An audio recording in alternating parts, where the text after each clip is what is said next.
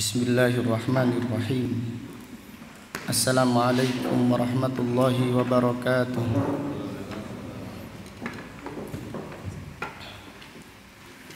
Innal hamdalillah nahmaduhu wa nasta'inuhu wa nastaghfiruh wa na'udzu billahi min shururi anfusina wa min sayyiati a'malina. Man yahdihillahu fala mudilla lahu wa man yudlil fala hadiya lahu. Wa asyhadu an la ilaha illallah wahdahu la syarika lah. Wa asyhadu anna Muhammadan abduhu wa rasuluh. Amma ba'du fa inna asdaqal hadithi kitabullah wa khairal hadi hadi Muhammadin sallallahu alaihi wasallam. Wa syarrul umuri muhdatsatuha wa kullu muhdatsatin bid'ah wa kullu bid'atin dhalalah wa kullu dhalalatin finnar. Alhamdulillah, pada pagi yang berbahagia ini, yaitu hari Rabu tanggal 15 bulan Jumada al-Ula tahun 1442 Hijriah, dengan izin Allah Subhanahu wa taala kita melanjutkan kembali kajian kitab Al-Jami' As-Sahih Al-Musnad min hadithi Rasulillah sallallahu alaihi wasallam wa sunanihi wa ayyamihi, yang ditulis oleh Al-Imam Abu Abdullah Muhammad ibnu Ismail ibni Ibrahim ibni Al-Mughirah ibni Bardizbah Al-Bukhari Al-Ju'fi maulahum, imam besar kaum muslimin yang dilahirkan pada tahun 194 Hijriah dan meninggal dunia pada tahun 256 Hijriah, rahimahullahu ta'ala rahmatan wasi'ah. Kita berdoa semoga Allah Subhanahu wa ta'ala senantiasa memperbaiki niat kita di dalam menuntut ilmu. Semoga Allah Subhanahu wa ta'ala selalu memperbarui semangat kita dan menambah kesungguhan kita di dalam menuntut ilmu. Semoga Allah menganugerahkan kita ilmu yang bermanfaat dan amal saleh. Amin ya rabbal alamin. Qala al-Imam Al-Bukhari rahimahullah, babu qaulillahi azza wa jalla, wa idza ra'aw tijaratan aw lahwanin faddu ilaiha. Bab firman Allah yang terdapat di dalam surat Al-Jum'ah, wa idza ra'aw tijaratan, dan apabila mereka melihat bisnis, melihat saudagar-saudagar yang datang membawa barang-barang, aw lahwan, atau mereka melihat hal-hal yang sia-sia, infaddu ilaiha, mereka keluar dari masjid mendatangi tempat-tempat tersebut. Bab ini ditulis oleh Al-Imam Bukhari untuk menjelaskan bahwasannya bisnis ataupun berdagang, walaupun terpuji karena termasuk pekerjaan halal, akan tetapi bisnis ataupun dagang bisa jadi tercelah apabila didahulukan daripada kewajiban kepada Allah Subhanahu wa ta'ala. Sekali lagi bab ini ditulis oleh Imam Bukhari untuk menjelaskan bahwasannya bisnis ataupun dagang adalah usaha yang terpuji, bisnis yang halal, bisnis yang dibolehkan, adalah pekerjaan yang mulia apabila bisnis tersebut bisnis yang halal, kemudian jujur pelakunya. Akan tetapi bisnis yang halal bisa jadi tercelah apabila dengan bisnis tersebut seseorang meninggalkan kewajibannya kepada Allah Subhanahu wa ta'ala. Dikarenakan hak Allah lebih didahulukan daripada haknya manusia. Kemudian Al-Imam Bukhari membawakan hadis di dalam bab ini. Qala rahimahullah, haddatsana Talq ibnu Ghannam, Talq ibnu Ghannam An-Nakhai, seorang ulama yang thiqah. Qala haddatsana Zaidah ibnu Qudamah Ats-Tsaqafi, Zaidah ibnu Qudamah Ats-Tsaqafi, imam besar kaum muslimin, sahibus sunnah, seorang ulama yang lurus akidahnya, dan diriwayatkan beliau di antara yang pertama kali gencar menyerukan as-sunnah. Zaidah ibnu Qudamah Ats-Tsaqafi meninggal dunia pada tahun 160 Hijriah. An Husain ibnu Abdurrahman As-Sulami, seorang ulama yang thiqah yang meninggal dunia pada tahun 132 Hijriah.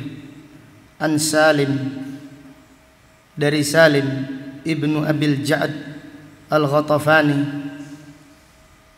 seorang tabi'in yang thiqah yang meninggal dunia pada tahun 97 Hijriah. Qala haddatsani Jabir radhiyallahu anhu, Jabir ibnu Abdullah Al-Ansari radhiyallahu anhu, ia berkata, bainama nahnu nusalli ma'an nabiyyi sallallahu alaihi wasallam id aqbalat minasyami 'irun tahmilu ta'aman. Jabir ibnu Abdullah radhiyallahu anhuma berkata, Waalaikumsalam, ketika kami salat Jumat bersama Nabi sallallahu alaihi wasallam, tiba-tiba datang saudagar atau rombongan pedagang yang datang dari negeri Syam membawa makanan. Ketika itu Nabi sallallahu alaihi wasallam sedang berkhutbah, berdiri berkhutbah. Faltafatu ilaiha, maka para sahabat menoleh melihat ada saudagar yang datang, ada rombongan pedagang yang datang. Mereka pun keluar dari masjid meninggalkan Nabi sallallahu alaihi wasallam yang sedang berkhutbah. Hatta ma baqiya ma'an nabiyyi sallallahu alaihi wasallam illa 12 rajulan, sehingga tidak tersisa di masjid kecuali hanya 12 sahabat radhiyallahu anhum. Semuanya keluar dari Masjid Nabawi Yang mendengarkan khutbah ketika itu hanya 12 sahabat mendengarkan khutbahnya Nabi sallallahu alaihi wasallam. Fanazalat, maka Allah menurunkan firman-Nya, wa idza ra'au tijaratan aw lahwanin faddu ilaiha wa tarakuka qa'ima qul ma 'indallahi khairun minal lahwi wa minat tijarah wallahu khairur raziqin. Dan apabila mereka melihat perdagangan, melihat bisnis, melihat jual beli, atau melihat sesuatu yang sia-sia, permainan, mereka keluar menuju tempat-tempat tersebut dan mereka meninggalkanmu berkhutbah. Wa tarakuka qa'imah, mereka meninggalkanmu berdiri berkhutbah, menyampaikan khutbah. Qul ma 'indallahi khairun minal lahwi wa minat tijarah, katakan pahala yang disediakan di sisi Allah lebih baik daripada permainan dan daripada perdagangan, dan Allah sebaik-baik pemberi rezeki. Dari ayat atau dari hadis yang mulia ini terdapat beberapa pelajaran yang bisa diambil. Fihi anna haqqallahi muqaddamun ala haqqil makhluk, bahwasannya hak Allah lebih didahulukan daripada haknya makhluk. Bahwasannya haknya Allah lebih diutamakan, lebih didahulukan daripada haknya makhluk. Berdagang atau bekerja adalah ibadah, iya, apabila niatnya menafkahi keluarga. Tetapi dengan bekerja seseorang memenuhi haknya makhluk. Salat Jumat ataupun salat 5 waktu adalah ibadah di mana seseorang memenuhi haknya Allah Subhanahu wa taala. Maka apabila haknya Allah bertemu dengan haknya makhluk, kita dahulukan haknya siapa? Haknya Allah. Jadi jangan dikatakan ini sama-sama ibadah. Iya, sama-sama ibadah. Tetapi haknya Allah lebih didahulukan daripada haknya makhluk. Kemudian dari hadis ini terdapat pelajaran anna syariah ja'at bitadarruj, bahwasannya syariat itu datang secara bertahap. Jadi awalnya tidak ada larangan keluar ketika khatib sedang berkhutbah, kemudian jamaah yang sedang mendengarkan khutbah keluar untuk beli, untuk menjual. Tidak ada larangan dalam hal ini. Kenapa? Karena syariat datang secara bertahap. Demikian pula dalam bab salat. Awalnya para sahabat salat dan mereka berbicara antara satu dan yang lain di dalam salat. Sudah takbir Allahu Akbar, salat berjamaah sedang dilaksanakan. Sebagian sahabat bertanya kepada yang lain, bagaimana kabarnya? Kaifa haluk? Apa kabarnya? Bagaimana kabar keluarga? Sehat ya? Ya, apa bisnisnya? Lancar atau enggak? Tanya di dalam salat.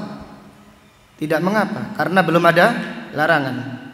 Sampai turun firman Allah, hafidhu ala salawati was salatil wusta wa qumu lillahi qanitin. Setelah turun ayat ini, para sahabat berhenti dari berbicara di dalam sholat.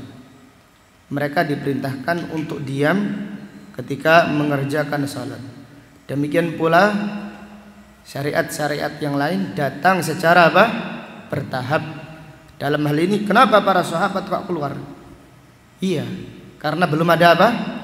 Belum ada larangan. Kenapa? Karena syariat datang secara bertahap. Kemudian dari hadis ini terdapat pelajaran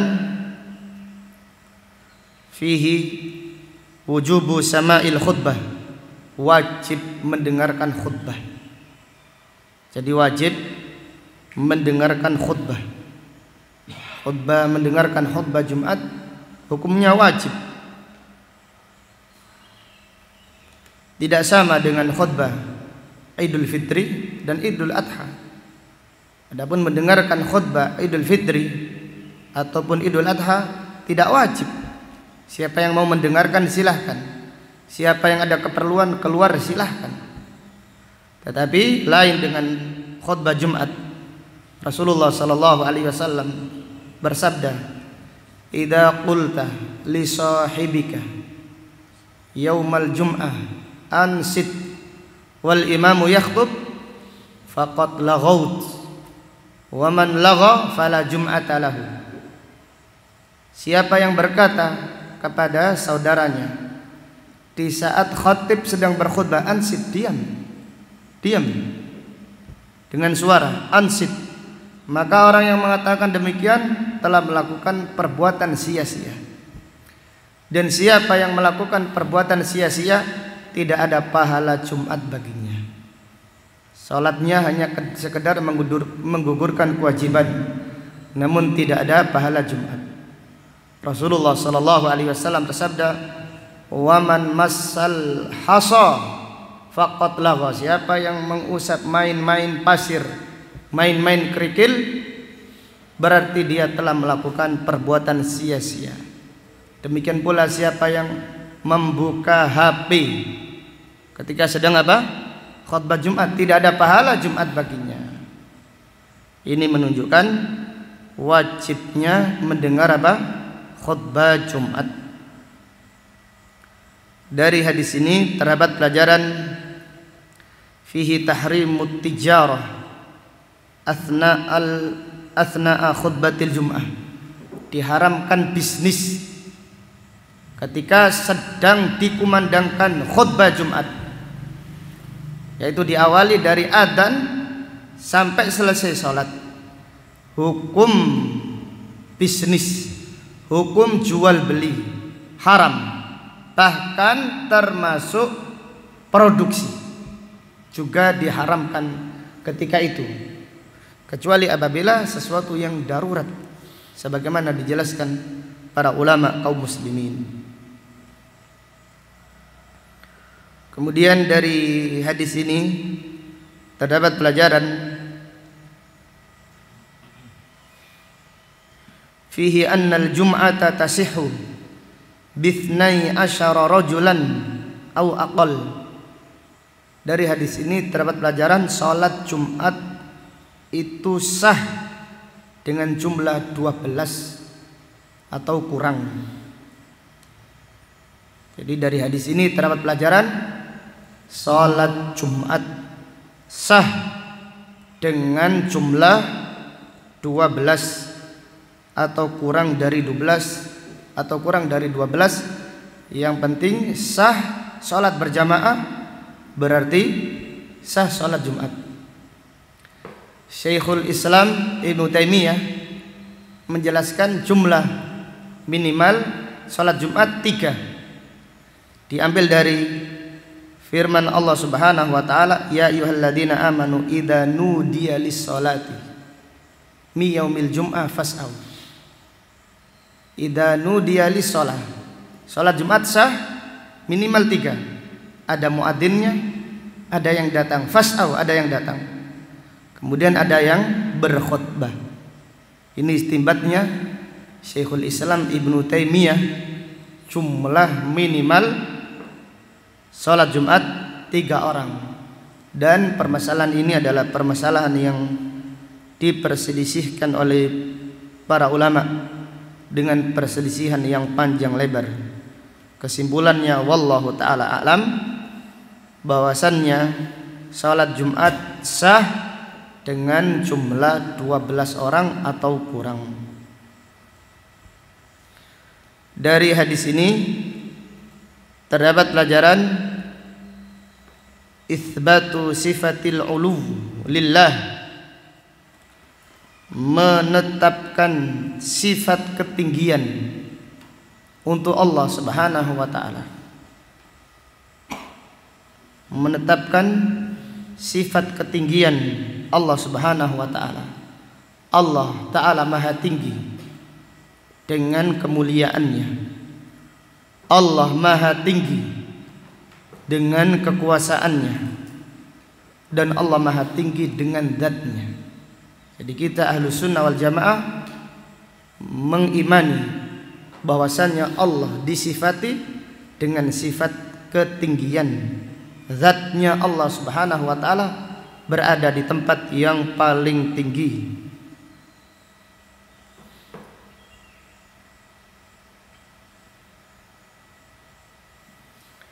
Kemudian dari bab ini terdapat pelajaran fihi karahatul insyighal bittijarah fi mawasimil ibadah, dibenci terlalu sibuk bisnis di musim-musim ibadah, dibenci. Karaha makruh, hukumnya dibenci walaupun tidak sampai haram, hukumnya makruh. Bisnis, terlalu sibuk bisnis, bukan bisnisnya, terlalu sibuk bisnis di musim-musim ibadah seperti bulan Ramadan, 10 malam terakhir. Ini adalah musim ibadah yang agung. Maka terlalu sibuk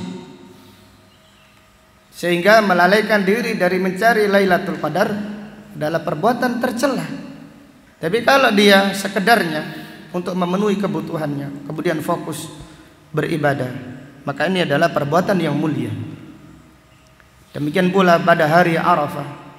Pada hari Arafah sibuk bisnis, sibuk bekerja, terutama pekerjaan yang paling banyak menghasilkan keuntungan menjadi sopir taksi. Jadi masing-masing mobil pribadinya digunakan untuk mengangkut jamaah dari Mina sampai ke Arafah atau di musim-musim haji, sehingga fokus ibadahnya hanya sekedar menggugurkan kewajiban lalu fokus. Nah, ini perbuatan tercela, jelas ya, walaupun tidak sampai apa, tidak sampai haram. Maka terlalu sibuk dengan pekerjaan, dengan perdagangan di musim-musim ibadah, hukumnya makruh, tercela. Dikhawatirkan seseorang tidak mendapatkan kemuliaan, tidak mendapatkan fadilah di hari yang mulia tersebut, seperti sibuk bisnis, tidak mengenal Lailatul Qadar, bisnis saja. Ini perbuatan yang tercela.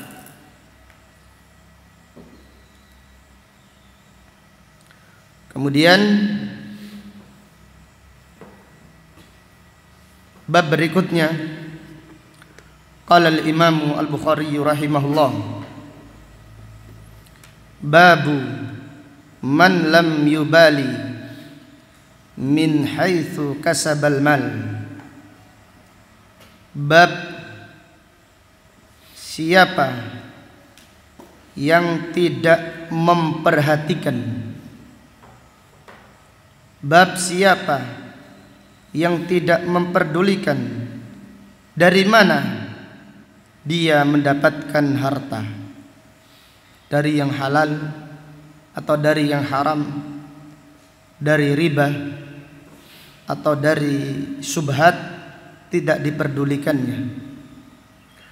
Bab ini dijelaskan, bab ini ditulis oleh Al-Imam Bukhari untuk menjelaskan bahwasannya di akhir zaman mayoritas manusia Bahkan kebanyakan kaum muslimin tidak memperhatikan pekerjaannya, dari yang halal atau dari yang haram.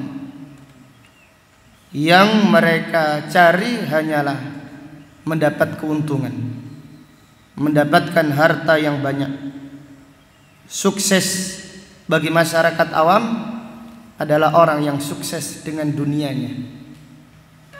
Tidak diperdulikan bahwasanya dunia yang diperoleh dari hasil yang haram.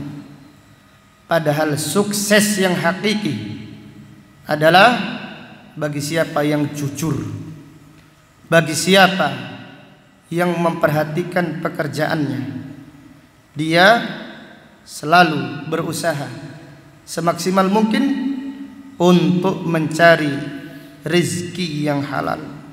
Mereka itulah orang yang sukses di dunia dan di akhirat. Qala al-Imam al-Bukhari rahimahullah, haddatsana Adam ibnu Abi Iyas al-Asqalani min kibari syuyukhil Bukhari, termasuk guru seniornya al-Imam Bukhari. Adam imamun hujjah, seorang ulama imam hujjah, thiqah thabit, abid ahlu ibadah, bahkan dikatakan min khiyari ibadillah, termasuk hamba-hamba pilihan Allah subhanahu wa ta'ala. Al-Imam Bukhari rahimahullah ketika belajar kepada Adam ibnu Abi Iyas, beliau pernah 3 hari tidak makan karena kehabisan bekalnya, sehingga Imam Bukhari diriwayatkan makan rumput. Jadi Imam Bukhari sangat memperhatikan masalah ini. Ayahnya Imam Bukhari berkata, aku tidak pernah satu dirham pun makan dari harta yang syubhat. Syubhat saja enggak, apalagi yang apa? Yang haram. Jadi 1 dirham pun hartaku ini tidak ada dari yang syubhat. Maka dari rezeki yang halal lahirlah anak yang menjadi imam besar kaum muslimin, Al-Imam Al-Bukhari. Ketika belajar kepada Adam ibnu Abi Iyas al-Asqalani, 3 hari tidak makan rumput. Padahal dalam keadaan darurat boleh makan yang apa? Yang haram, darurat. Tetapi Imam Bukhari menghindarinya. 3 hari tidak makan sampai makan rumput. Demikian sabar menuntut ilmu. Kemudian setelah itu datang orang yang tidak dikenal, membawa 1 kantong emas, dikasihkan kepada Imam Bukhari. Kemudian dibelanjakan Imam Bukhari di jalannya menuntut ilmu, rahimahullahu rahmatan wasi'ah.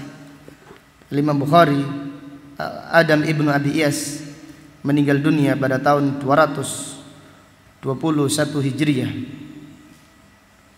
Qala haddatsana Ibnu Abi Dhi'b,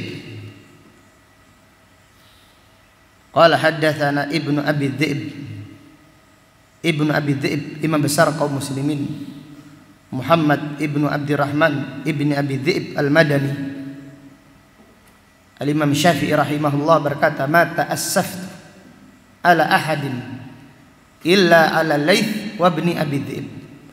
Aku tidak pernah merasa rugi belajar kepada siapapun, belum belajar kepada siapapun, melebihi merasa ruginya aku tidak pernah bertemu dengan Laits dan tidak pernah bertemu dengan Ibnu Abi Dhi'b. Jadi Imam Syafi'i rahimahullah sangat menyesali tidak pernah bertemu dengan Ibnu Abi Dhi'b, imam besar kaum muslimin, dan beliau sangat tegas kepada pemimpin kaum muslimin, tapi bukan di atas mimbar-mimbar, namun mendatangi mereka, mengingkari secara langsung kepada pemimpin atau penguasa di zamannya. Ibnu Abi Dhi'b meninggal dunia pada tahun 158 Hijriah. Qala haddatsana Sa'id al-Maqburi Sa'id ibnu Abi Sa'id al-Maqburi, seorang ulama yang thiqah yang meninggal dunia pada tahun 123 Hijriah, dinamakan Al-Maqburi karena rumahnya dekat apa? Kuburan, atau diriwayatkan bahwasanya orang tuanya adalah penggali kuburan. Rahimahullah rahmatan wasi'ah. An Abi Hurairah radhiyallahu anhu, anin Nabi sallallahu alaihi wasallam qala: Ya'ti 'alan nasi zamanun la yubali al-mar'u ma akhadha minal halali am minal haram. Dari Abu Hurairah radhiyallahu anhu, dari Nabi sallallahu alaihi wasallam bersabda, akan datang zaman kepada manusia,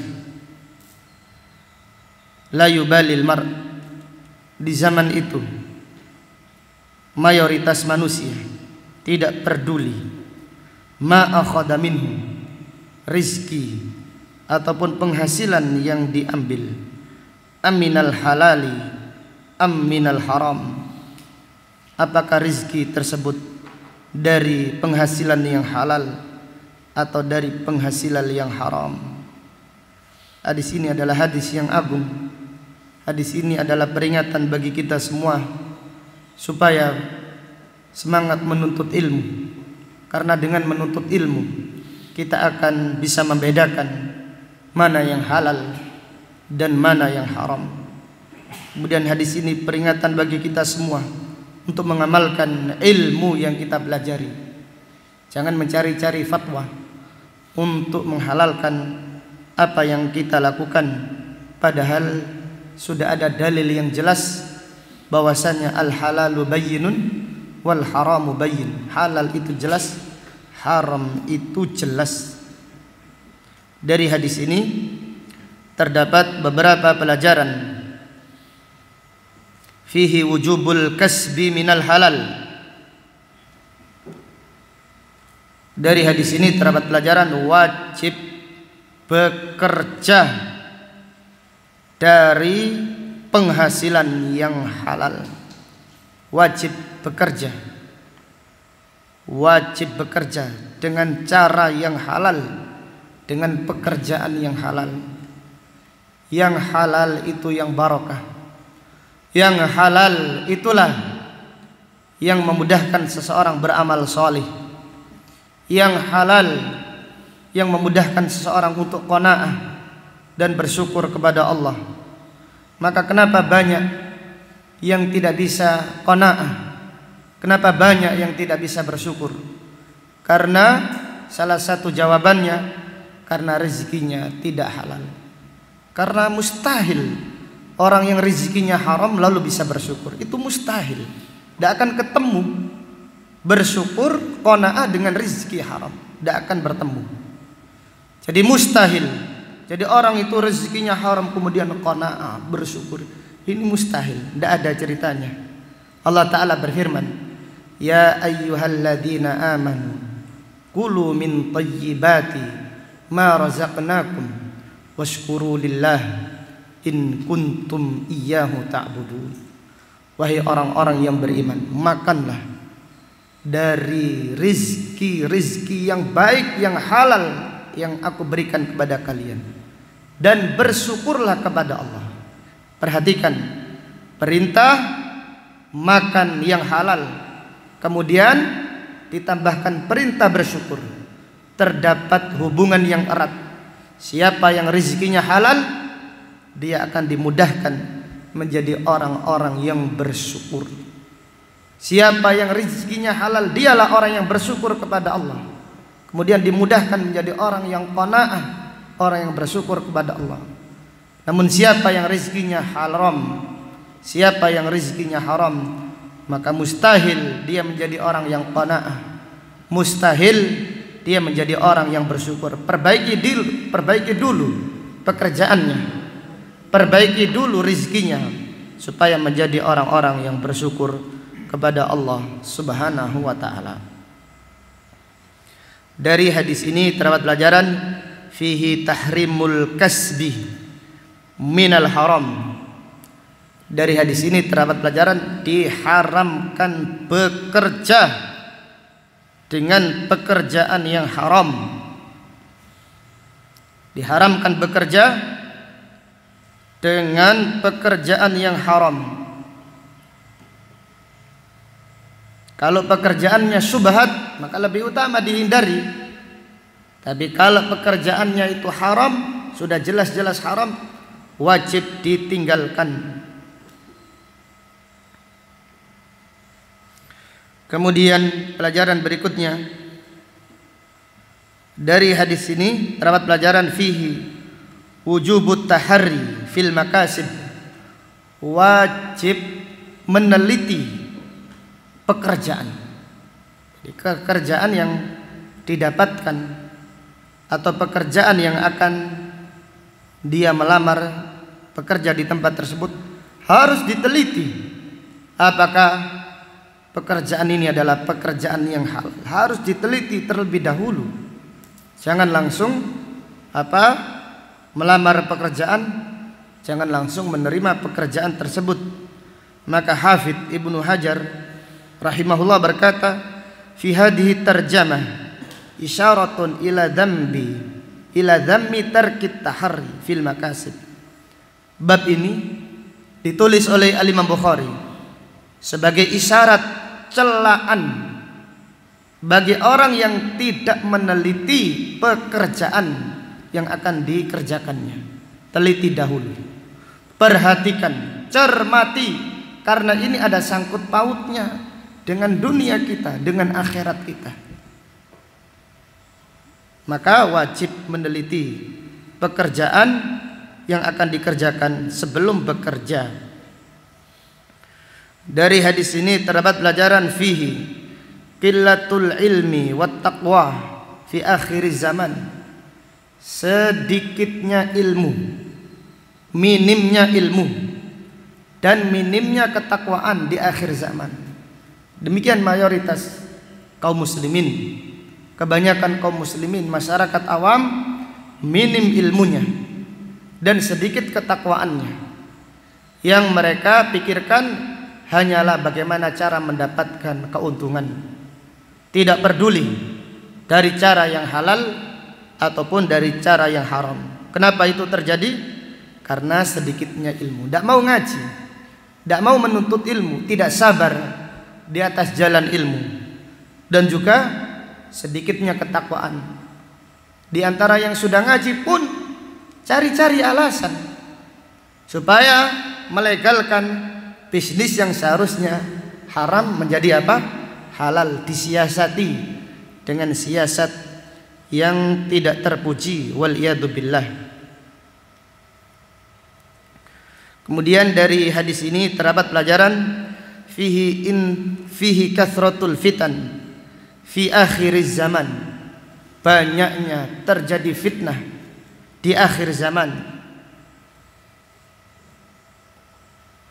Nabi sallallahu alaihi wasallam bersabda, likulli ummatin fitnah wa fitnatu hadhil ummah al-mal.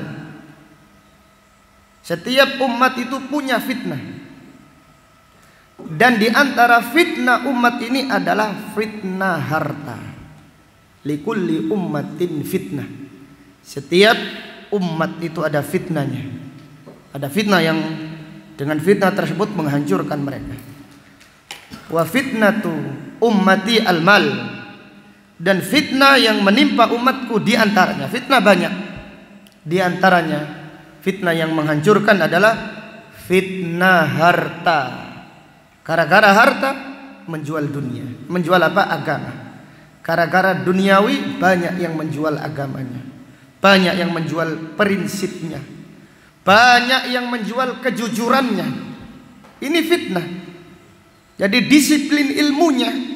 Jadi masing-masing itu punya disiplin. Jadi kalau arsitek atau kalau insinyur punya disiplin ilmu, tapi terkadang karena tawaran yang menggiurkan, dia rela menjual disiplin ilmunya. Di antaranya lagi adalah ilmu kedokteran, ada disiplin ilmunya. Banyak yang menjual prinsip disiplin ilmunya gara-gara dunia, waliyadu billah. Maka Allah Ta'ala berfirman di dalam ayat Al-Quran, yang ayat ini selalu dibaca Nabi sallallahu alaihi wasallam. Seringkali dibaca Nabi sallallahu alaihi wasallam ketika berkhutbah, yaitu ayat tentang kejujuran. Ya ayyuhalladzina amanu taqullaha wa qulu qawlan sadida yuslih lakum a'malakum wa yaghfir lakum dunubakum wa may yuti'illaha wa rasulahu faqad faza fawzan 'azima. Wahai orang-orang yang beriman, bertakwalah kepada Allah dan berkatalah dengan perkataan apa? Yang jujur. Berkatalah dengan perkataan yang jujur. Yuslih lakum a'malakum. Orang yang jujur, amalnya diperbaiki oleh Allah, pekerjaannya diperbaiki oleh Allah. Wa yaghfir lakum dunubakum. Allah mengampuni dosa kalian. Orang yang jujur bisa jadi dosa diampuni dengan kejujurannya, diampuni oleh Allah. Wa yaghfir lakum dunubakum.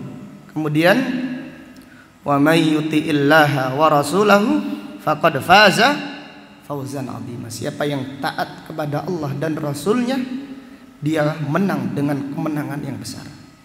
Di antara makna ayat ini, siapa yang jujur, karena jujur itu taat kepada Allah dan Rasulnya. Siapa yang jujur, maka dia telah menang dengan kemenangan yang besar. Banyak sekolah-sekolah favorit, sekolah yang tidak tahu apa sangat terkenal. Mereka lebih merasa menang kalau murid anak didiknya nilainya bagus. Tidak peduli dengan cara ngerpek, dengan cara kerjasama di saat ujian, tidak jujur. Lalu bagaimana kita mengentaskan yang dikatakan korupsi atau yang lainnya kalau pendidikannya modelnya seperti itu? Pendidikan tidak ditanamkan kejujuran. Gara-gara itu disiplin ilmu dikhianati. Disiplin ilmu dikhianati semuanya. Ini mencakup semua bidang, baik itu kedokteran ataupun yang lainnya, bahkan agama. Kalau tidak memiliki ilmu, tidak memiliki kejujuran, tidak memiliki prinsip, maka disiplin ilmu pun dijual gara-gara fitnah tadi. Fitnah harta salah satunya. Wal iyadu billah. Maka hadis ini menjelaskan kepada kita kenyataan yang ada di depan kita, yaitu banyaknya fitnah. Sehingga manusia gara-gara banyaknya fitnah tidak peduli dari halal atau yang haram. Bahkan mereka mengatakan yang haram saja susah, apalagi yang halal. Allahu Akbar. Ini adalah ucapan yang dusta. Yang halal itu banyak, yang halal itu barakah. Namun hanya manusia sedikit ilmunya atau sedikit ketakwaannya, sehingga mereka tidak memperdulikan dari mana hasil pekerjaannya. Dari hadis ini terdapat pelajaran intisyarur riba wasyubha wal fi akhir zaman, tersebarnya riba, tersebarnya subhat di akhir zaman. Riba tersebar. Jadi kadang-kadang kita itu tidak tahu riba itu di depan kita tidak sadar. Siapa yang menghindari riba, paling tidak dia kena kecipratan debunya riba. Kenapa? Karena riba itu sudah tersebar. Maka semaksimal mungkin kita menghindari riba.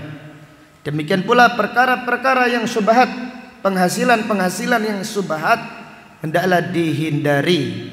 Karena itulah yang dikabarkan Nabi SAW di akhir zaman. Manusia banyak yang bermuamalah dengan riba, banyak pekerjaan-pekerjaan yang subhat, bahkan pekerjaan-pekerjaan yang haram yang dilakukan oleh manusia, bahkan dikerjakan oleh kaum muslimin. Wal iyadu billah. Maka sedekah Rasulullah SAW benar. Rasulullah SAW ketika bersabda, ya'ti 'alan nas, akan datang pada manusia zaman masa, dan masa ini ada pada masa sekarang ini. La yubalil mar'u, seseorang itu tidak peduli, tidak memperhatikan ma akhadha minhu, apa yang diambilnya, apa yang dimakannya, apa yang diberikan anaknya, tidak diperdulikan. Aminal halal, dari rezeki yang halal atau dari rezeki yang haram. Kita berdoa kepada Allah Subhanahu wa taala Semoga Allah Subhanahu wa taala menjaga kita dan keluarga kita dari penghasilan yang haram. Amin ya rabbal alamin. Kemudian bab berikutnya, qala al-Imam Al-Bukhari rahimahullah,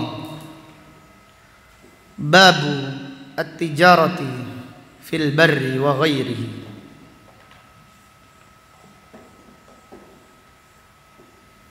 Bab berdagang di daratan atau di tempat yang lainnya. Babut tijarati fil barri wa ghairihi.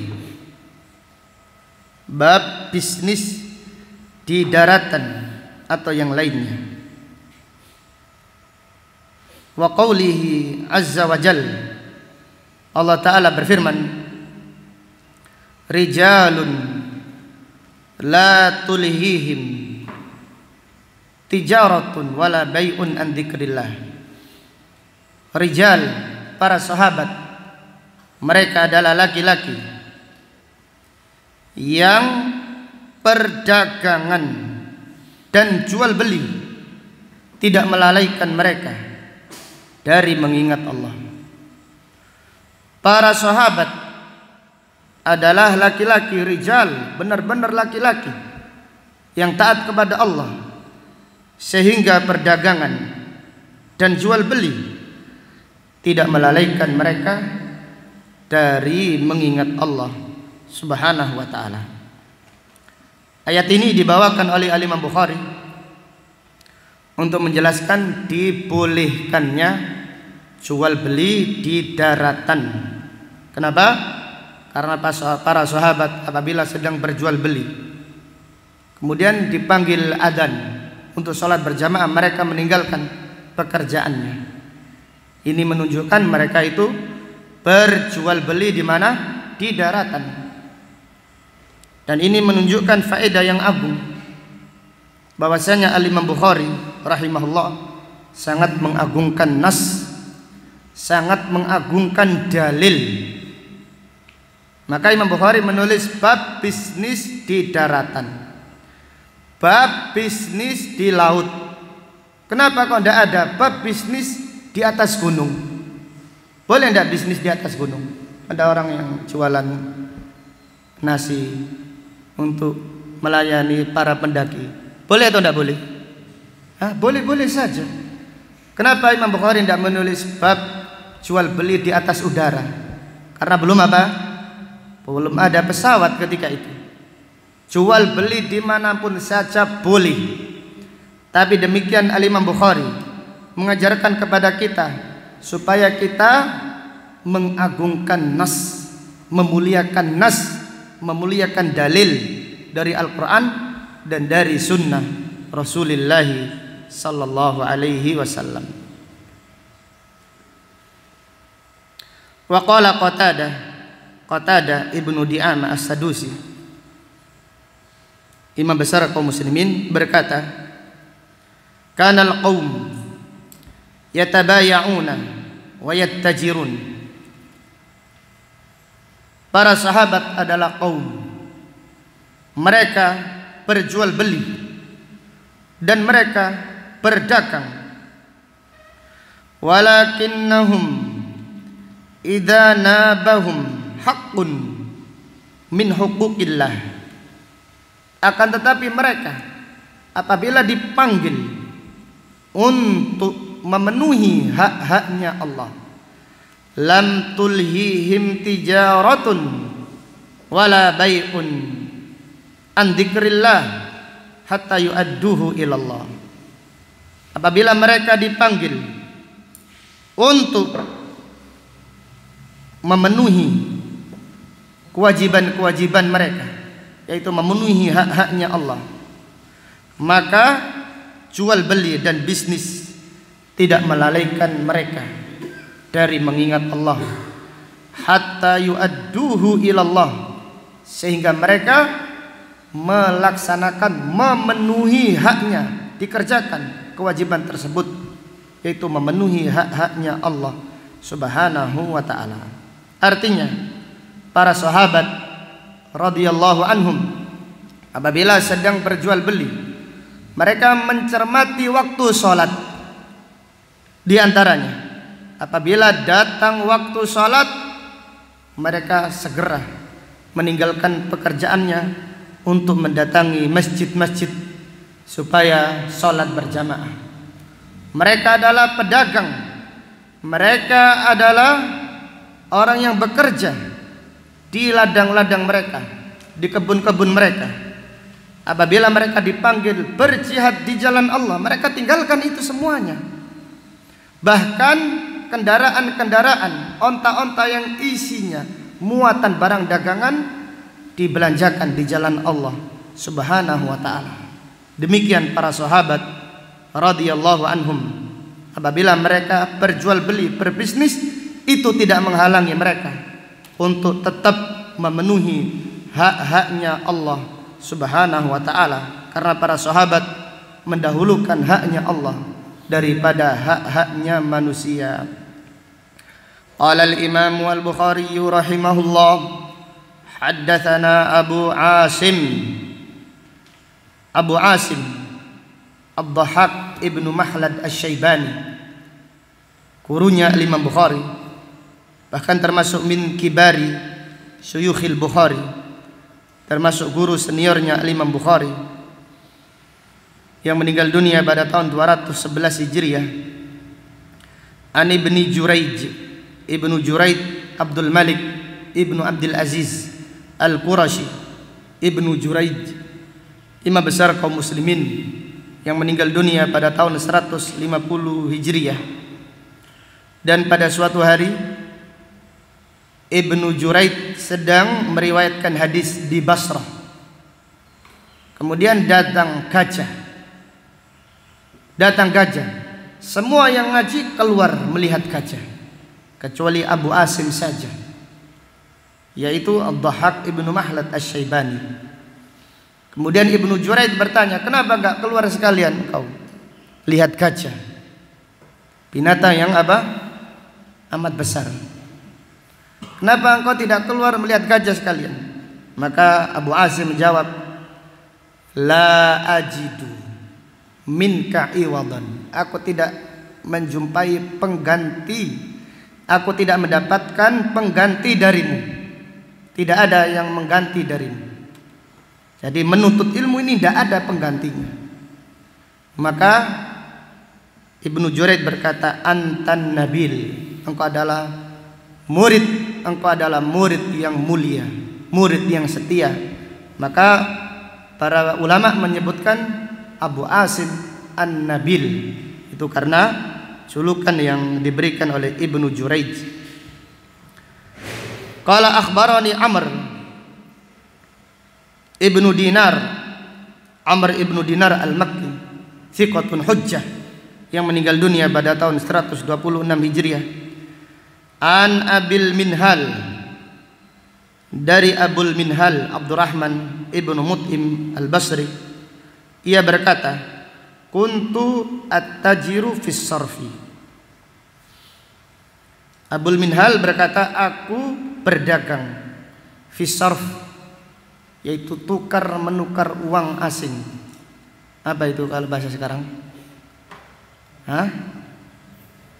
Gimana? Money changer atau apa itu? Kuntu at-tajiru fi sarf, yaitu menjual emas dengan perak atau menjual perak dengan emas. Apa hukumnya jual beli emas dengan perak? Apa hukumnya jual beli emas dengan emas? Tapi yang dinamakan sarf adalah jual beli emas dengan apa? Perak. Seperti sekarang jual beli mata uang asing. Fasa'altu Zaid ibn Arqam radhiyallahu anhu. Faqala, aku bertanya kepada Zaid ibn Arqam radhiyallahu anhu. Maka beliau berkata, qala Nabi sallallahu alaihi wasallam. Zaid ibn Arqam langsung menjawab dengan sabda Nabi sallallahu alaihi wasallam.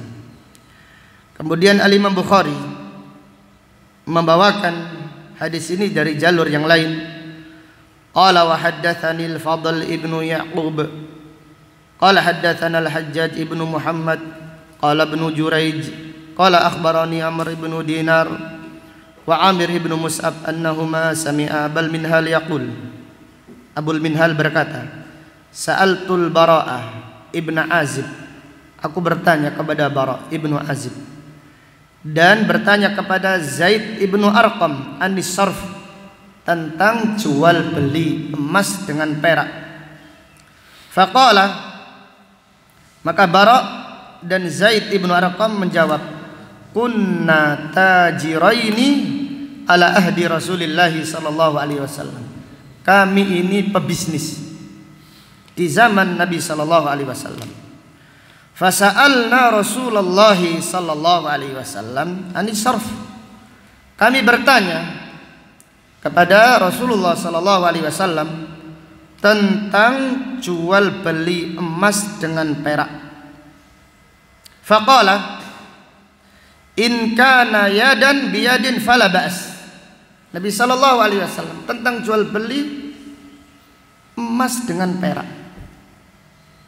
Seperti sekarang emas dengan apa? Dengan uang. Uangnya dulu ditransfer, kemudian emasnya baru dikirim. Uang dulu ditransfer atau baru besoknya emasnya dikirim atau dipaketkan. Bagaimana ini? Maka Nabi sallallahu alaihi wasallam bersabda, in kana yadan biyadin fala ba's. Apabila kontan, emas dengan peraknya kontan. Beli emas kepingan. Iya, emas kepingan kontan. Ini tidak mengapa. La ba'sah, tidak mengapa apabila jual beli emas dengan perak. Emas dengan uang. Secara apa? Secara kontan. Wa in kana nasi'an, apabila uangnya dulu, emasnya besok. Emasnya dulu, peraknya besok. Wa in kana nasi'an fala yasluh, maka tidak boleh. Karena ini namanya apa? Riba. Riba apa? Riba nasi'ah. Maka jual beli emas dengan perak tidak mengapa, silahkan. Tetapi syaratnya apa? Kontan. Jual beli emas dengan emas boleh atau tidak boleh? Boleh. Syaratnya apa? Kontan dan apa? Harus sama ukurannya.